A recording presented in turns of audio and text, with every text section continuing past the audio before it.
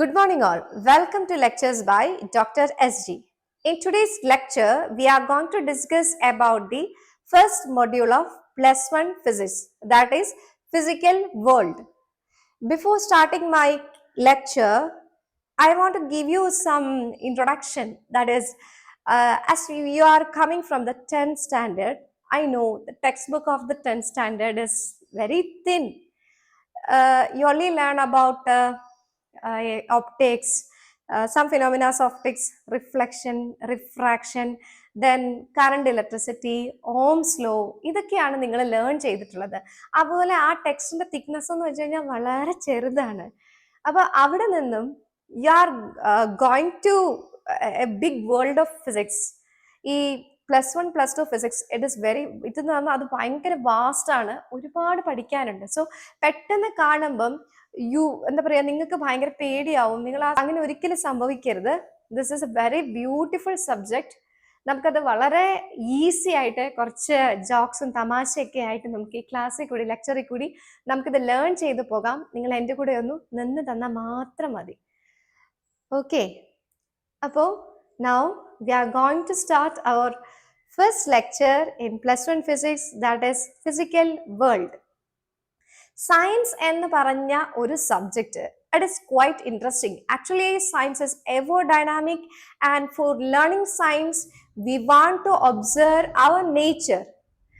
സിൻഡിയ എന്നുള്ള ഒരു ലാറ്റിൻ വേർഡിൽ നിന്നാണ് ഈ സയൻസ് എന്ന വാക്ക് വന്നിട്ടുള്ളത്. And its meaning is to know. നമ്മൾക്ക് അറിയാനുള്ള ആഗ്രഹം. നമുക്ക് ചുറ്റും നമുക്ക് എപ്പോഴും humans are ever curious about learning about the surroundings. ചുറ്റുമുള്ളതിനെ പറ്റി അറിയാൻ നമുക്ക് ഭയങ്കര ആഗ്രഹമാണ്. പക്ഷെ നമ്മൾ സയൻസിനെ പറ്റി അറിയാനാണ് നമ്മുടെ ക്യൂരിയോസിറ്റി എങ്കിൽ നമ്മൾ സയന്റിസ്റ്റുമാരായിട്ട് മാറും.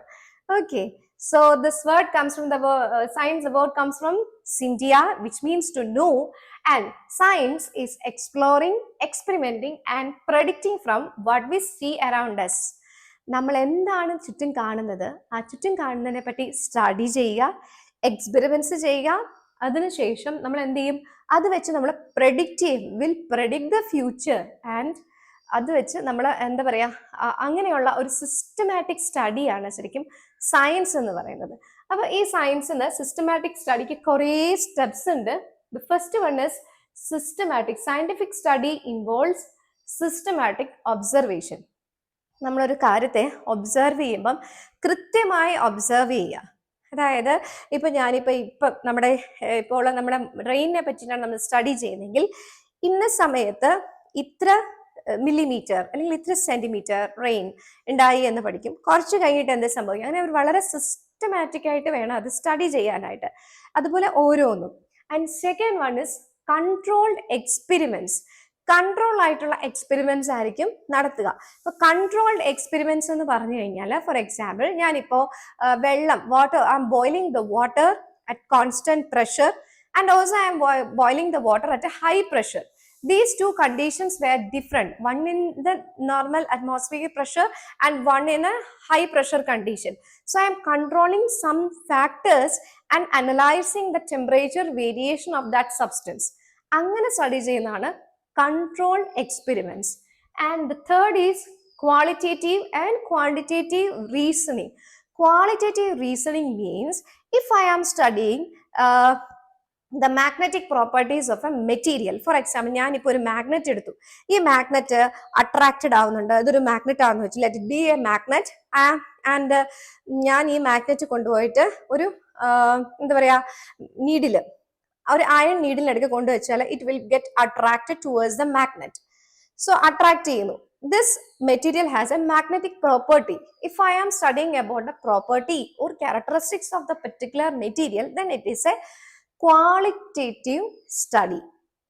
ഇനി how much the magnetic field, then ഒരു ന്യൂമറിക്കൽ വാല്യൂ, ഞാൻ എന്തോരം മാഗ്നറ്റിക് ഫീൽഡ് ഉണ്ടായി എന്ന് സ്റ്റഡി ചെയ്യുകയാണെങ്കിൽ, if I am studying the numerical value of that effect or force, then it is quantitative reasoning or quantitative study. This is the difference between qualitative and quantitative. And the fourth one is mathematical modeling. Mathematical modeling, it is quite interesting. I will tell you an example that in nowadays, that is in rainy season, there were many messages coming to our phone that അതായത് after 3 hours there will be rain after 3 hours എന്ന് പറയാറുണ്ട്. ഇങ്ങനെ പറയുന്നത് എങ്ങനെ വെച്ചാൽ how this messages will come, ആരാണ് ഇത് അയക്കുന്നത്? There are many institutions in India about they are doing research work about the climate change, seasonal change, weather conditions etc. അപ്പൊ അവര് ഇപ്പോൾ ഉള്ള മഴ അതിന്റെ ക്ലൗഡ്സിനെയൊക്കെ അനലൈസ് ചെയ്തിട്ട് ദേ ആർ ഡൂയിങ് എന്താ പറയാ ഡിഫറെന്റ് സോഫ്റ്റ്വെയർസ് വെച്ചിട്ട് അവര് സ്റ്റഡി ചെയ്യും. പ്രോഗ്രാമിംഗ് ലാംഗ്വേജസ് യൂസ് ചെയ്ത് ഡിഫറെന്റ് സോഫ്റ്റ്വെയർസ് യൂസ് ചെയ്ത് മാത്തമാറ്റിക്കൽ മോഡലിംഗ് ചെയ്യും. അതായത് അടുത്ത 3 മണിക്കൂർ ഈ ഒരു നമ്മുടെ നൗ ഇപ്പോൾ ഉള്ള കണ്ടീഷൻസ് സ്റ്റഡി ചെയ്ത് ഫ്യൂച്ചർ പ്രഡിക്റ്റ് ചെയ്യും എങ്ങനെയാണെന്നുള്ളത്. അപ്പൊ അതാണ് ഈ മാത്തമാറ്റിക്കൽ മോഡലിംഗ് എന്ന് പറയുന്നത്. അപ്പൊ ഇപ്പോഴത്തെ റെയിൻ ക്ലൗഡ്സ് അല്ലെങ്കിൽ അതൊക്കെ നോക്കിയിട്ട് അവർ പറയും after 3 hours there will be rain or not എന്ന് അവർ പറയാറുണ്ട്. So this is mathematical modelling. Okay, and next is prediction and verification of theories. അപ്പൊ ഇത് പ്രഡിക്റ്റ് ചെയ്തു after 3 hours there will be rain എന്ന് പ്രഡിക്റ്റ് ചെയ്തു. ഇനി അത് വെരിഫൈ ചെയ്യും, അവർ പറഞ്ഞത് കറക്റ്റ് ആണോ ഇല്ലയോ എന്ന് വെരിഫൈ ചെയ്യും. വെരിഫൈ ചെയ്തിട്ട് ഇഫ് ഇറ്റ് ഇസ് നോട്ട് ആ കറക്ഷൻസ് അവരുടെ സിസ്റ്റത്തിൽ ഇൻക്ലൂഡ് ചെയ്യും. ഇഫ് ഇറ്റ് ഇസ് യെസ് അവർ അതേ ഒരു സിസ്റ്റം കുറച്ചുകൂടെ അപ്ഡേറ്റ് ആക്കി മുന്നോട്ട് കൊണ്ടുപോകും. ഇത് ഞാൻ റെയിൻ ക്ലൗഡ്സ് വെച്ചിട്ട് എക്സാമ്പിൾ പറഞ്ഞതേ ഉള്ളൂ. Similarly there are loads of modelling works are going on in India. So these are the scientific studies involved, the steps involved in scientific studies. Okay, we know that science is ever dynamic. ഇങ്ങനെ change ചെയ്തുകൊണ്ടിരിക്കുകയാണ്. പഴയ കാലത്ത് use ചെയ്ത button phones അല്ല നമ്മളിപ്പോൾ use ചെയ്യുന്നത്. നമ്മൾ touch screen ഉള്ള ഫോൺസ് ആണ് യൂസ് ചെയ്യുന്നത്, അല്ലെ? It is developing, it is continuously changing. അപ്പൊ നമ്മൾ നമ്മുടെ നോളജ് അപ്ഡേറ്റ് ആക്കി വെച്ചോണം, എല്ലാ കാര്യങ്ങളിലും അപ്ഡേറ്റ് ചെയ്ത് വെച്ചോണം. സോ ഇൻ ദിസ് ഇതില് നമ്മൾ ഈ സയൻസ് എന്ന് പറഞ്ഞ സ്ട്രീമിന് നമുക്കറിയാം മെയിനായിട്ട് ഫിസിക്സ്, കെമിസ്ട്രി, ബയോളജി 3 ബ്രാഞ്ചസ് ആണുള്ളത്. അപ്പൊ അതില് നമ്മുടെ lecture in this lecture we will discuss about the topic physics, and this word physics comes from a Greek word and its meaning is nature. That is, physics is the study of nature and natural phenomenas. നേച്ചറിൽ നടക്കുന്ന എന്താണ്, natural ഫിനോമിനാസ് എന്തൊക്കെയാണ്, ഇതൊക്കെയാണ് ഫിസിക്സിൽ study ചെയ്യുന്നത്. അത് ഞാനിപ്പം നിങ്ങൾക്ക് നല്ലൊരു എക്സാമ്പിൾ ഞാൻ പറഞ്ഞുതരാം. ഫോർ എക്സാമ്പിൾ നമ്മൾ ബേർഡ്സിനെ നോക്കിയിട്ടാണ് റൈറ്റ് ബ്രദേഴ്സ് ആ ബേർഡ്സിന്റെ അതേ ഷേപ്പ് എടുത്ത് എയറോപ്ലെയിൻ ഉണ്ടാക്കിയിട്ട് അവർ പറഞ്ഞത്, അല്ലേ? അപ്പൊ എന്താണ്, നേച്ചറിൽ നിന്നാണ് അത് അവർ എടുത്തത്, ആ ഒരു സയൻസ് എടുത്തത്. അതുപോലെ തന്നെ about submarines, the shape of the submarine is similar to that of a blue whale. It is from the nature itself. അപ്പൊ എല്ലാം നേച്ചറിലെല്ലാം എക്സിസ്റ്റ് ചെയ്യുന്നുണ്ട്. We want to observe the nature in a എന്താ പറയാ വളരെ പിന്നെ concentrated, നമ്മുടെ mind open ചെയ്ത് നമ്മൾ കോൺസെൻട്രേഷനോട് കൂടി നോക്കിക്കഴിഞ്ഞാൽ we can see the wonders of nature. Okay, now we are going to discuss about the different branches of physics. The first one is classical physics. In classical physics, which mainly discusses about the macroscopic objects and its associated phenomena. And for this classical physics, there are many branches: mechanics, electrodynamics, optics, thermodynamics, like that it is going on. കുറച്ചെണ്ണം മാത്രമേ ഞാനിവിടെ എഴുതിയിട്ടുള്ളൂ. അതിൽ mechanics എന്ന് പറയുമ്പോൾ mechanics mainly focuses on objects which obey Newton's law and universal gravitation law obey ചെയ്യുന്ന ഒബ്ജക്റ്റിനെ പറ്റിയിട്ടുള്ള സ്റ്റഡിയാണ് mechanics. Then electrodynamics എന്ന് പറയുമ്പോൾ it mainly discusses about the interaction between 2 charges and also the magnetic field associated with the moving charge, etc. And then optics, we know that it discusses about the interaction of light with the matter. And then thermodynamics. In thermodynamics also we treated as a definite quantity of the system, and we study the properties of that system like temperature, energy, etc. ഇതൊക്കെ പഠിക്കുകയാണല്ലോ തെർമോഡൈനാമിക്സിൽ വരും. ഇനിയും കുറച്ച് branches ഒക്കെ ഉണ്ട്, എന്നാലും ഇതാണ് main ആയിട്ടുള്ള branches. Then quantum physics എന്ന് പറയുമ്പോഴേക്കും ക്ലാസിക്കൽ ഫിസിക്സ് എന്ന് വെച്ച് കഴിഞ്ഞാൽ മാക്രോസ്കോപ്പിക് ബോഡീസിലാണെങ്കിൽ ക്വാണ്ടം ഫിസിക്സ് മെയിൻലി ഡീൽ ചെയ്യുന്നത് മൈക്രോസ്കോപ്പിക് ഒബ്ജക്ട്സിനാണ്. ഈ മൈക്രോസ്കോപ്പിക് ഒബ്ജക്ട്സിന്റെ സ്പീഡ് എന്ന് പറയുന്നത് വളരെ ഫാസ്റ്റ് ആയിട്ട് മൂവ് ചെയ്യുന്ന ഒബ്ജക്ട്സ് ആയിരിക്കും. അതായത് comparable to the speed of light. ലൈറ്റിന്റെ സ്പീഡിന് അത്രയും വരില്ല, comparable to the speed of light. So these are the main branches of physics. Then 4 fundamental forces in nature. അത് ഏതൊക്കെയാണെന്ന് നമുക്ക് നോക്കാം. So first one is the gravitational force. Gravitation force നമുക്കറിയാം, ന്യൂട്ടന്റെ തലയിൽ ആപ്പിൾ വീണപ്പോൾ ന്യൂട്ടൺ ഇൻവെന്റ് ചെയ്തതാണ് gravitational force. Apple വീണ സമയത്ത് ന്യൂട്ടന്റെ അടുത്ത് കഴിക്കാനോ ഒന്നും പോയിട്ടില്ല. അത് എന്തുകൊണ്ടെന്നുള്ള റീസൺ ആണ് അനലൈസ് ചെയ്തത്. So this is gravitational force and we can write this equation as F is equal to G m1 m2 by r square, where m1 and m2 is the mass of the two objects and r is the distance between the two objects. And second one is the electromagnetic force. Electromagnetic force എന്ന് പറഞ്ഞാൽ we know that രണ്ട് charges നമ്മൾ അടുത്തുകൊണ്ട് വെക്കാനുള്ള ripple ചെയ്യും, similar charges ആണെങ്കിൽ opposite charges ആണെങ്കിൽ attract ചെയ്യും. അപ്പൊ അവിടെ ഒരു ഫോഴ്സ് ഉണ്ട്. പിന്നെ ഇത് മാത്രമല്ല, ഈ കറണ്ട് പാസ് ചെയ്യുന്ന അനുസരിച്ച് ക്രിയേറ്റ് ചെയ്യുന്ന മാഗ്നറ്റിക് ഫീൽഡ് ഇന്ററാക്ട് ചെയ്ത് അവിടെ ഒരു ഫോഴ്സ് ഉണ്ട്. അപ്പൊ ഇലക്ട്രിക് ഫീൽഡും മാഗ്നറ്റിക് ഫീൽഡും actually the two sides of A coin.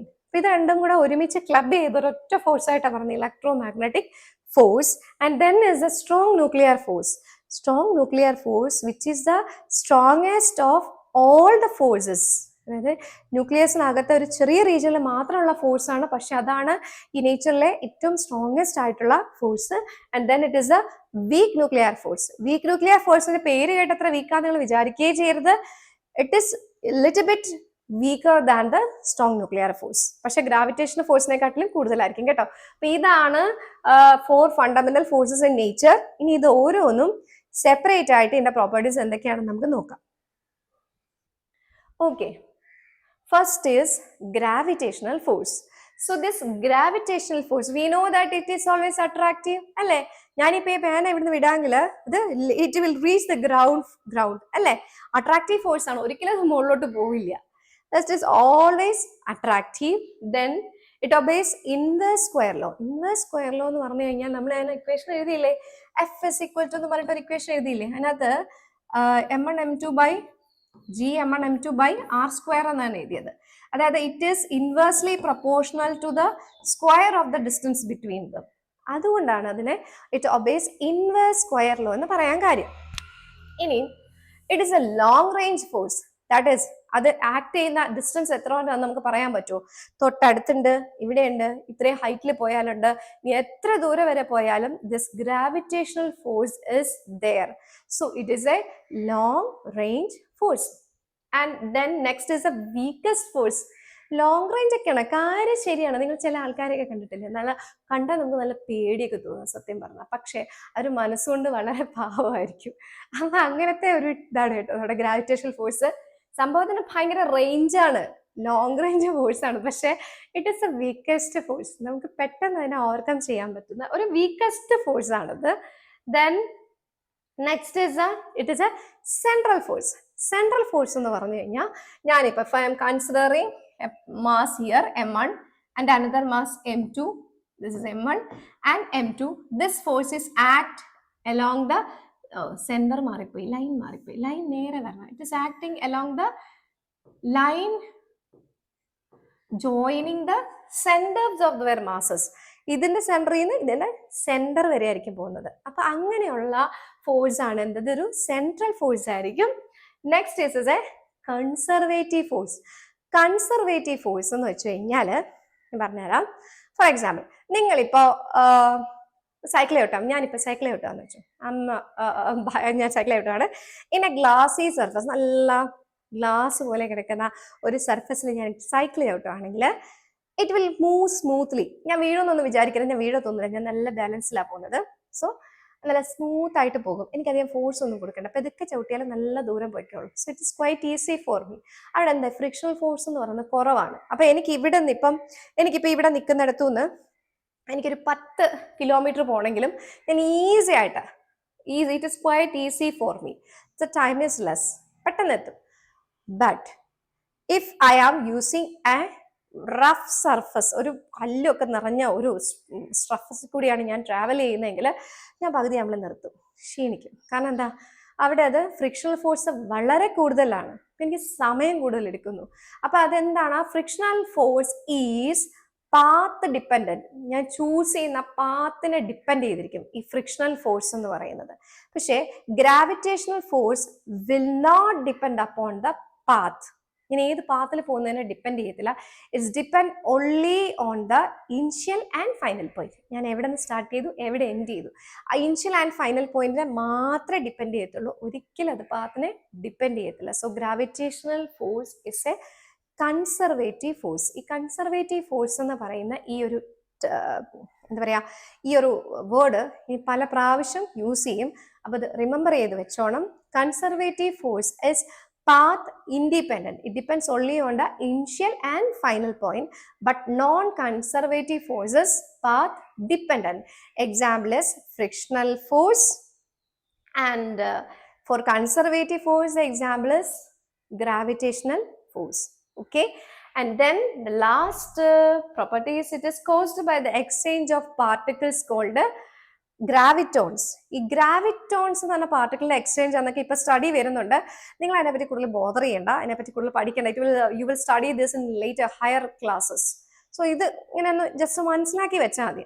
അത് ഗ്രാവിറ്റോൺ പാർട്ടിക്കിളിന്റെ എക്സ്ചേഞ്ച് ആണെന്ന് മാത്രം മനസ്സിലാക്കി വെച്ചാൽ മതി. So these are the properties of gravitational force: attractive or base inverse square law, then weakest, long range, central force, conservative, then arises due to the exchange of particles called gravitons.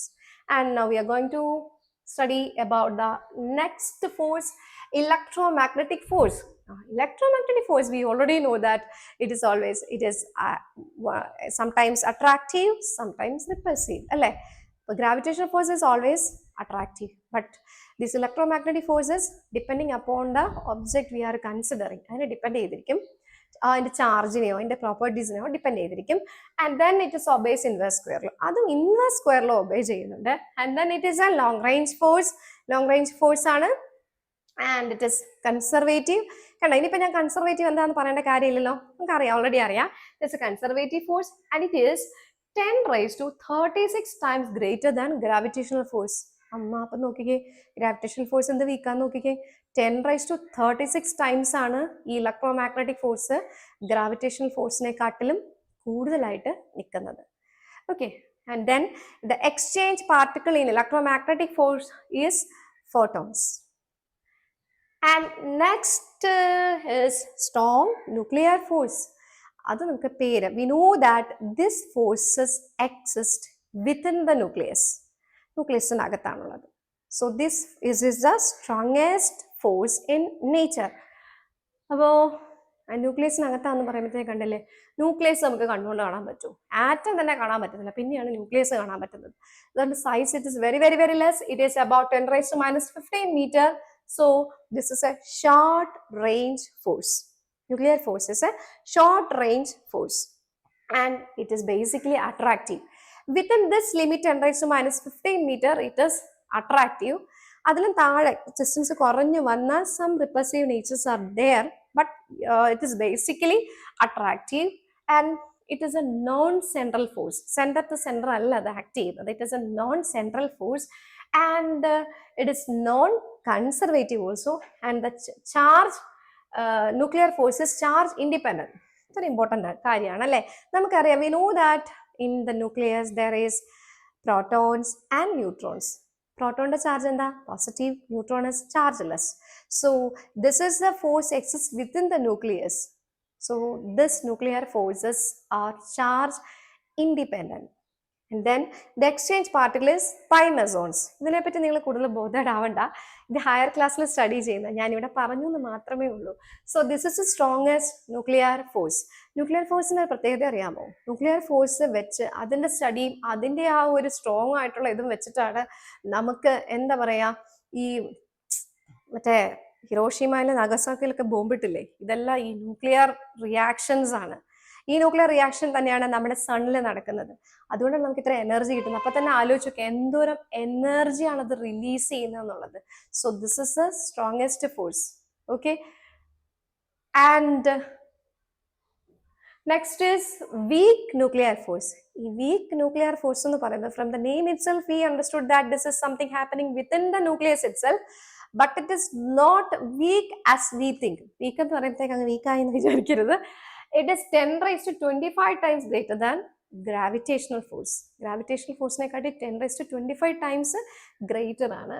And it operates only up to a short range of nuclear size 10⁻15 metre and exchange particle is massive vector bosons. അപ്പൊ പാർട്ടിക്കിൾസിനെ പറ്റി വിട്ടേര്.